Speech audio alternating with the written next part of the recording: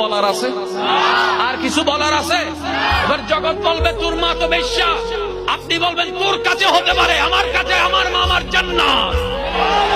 আফসোস লাগে আমার সেই সমস্ত সন্তানদের জন্য যাদের কাছে বাবা মা ভিক্ষুকের মতো হাত পাততে হয়। বাবা ওষুধের জন্য একটু টাকা দেস না, বাবা ডাক্তারটা দেখাবো একটু আমাকে ডাক্তারের কাছে নিয়ে যাস না, বাবা এটা খাইতে মন চাচ্ছে একটু টাকাটা দেস না।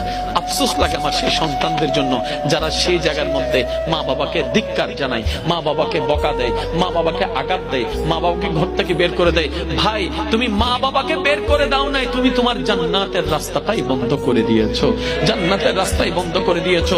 জানো মাটাকে এই মায়ে বাবার যদি একটু মনটা খুশি হয়, জান্নাতে যাওয়ার 10,000 কোটি বছরের রাস্তাও যদি হয়, রব তোমার জন্য সেটা একদিনের রাস্তা বানাই দিবে।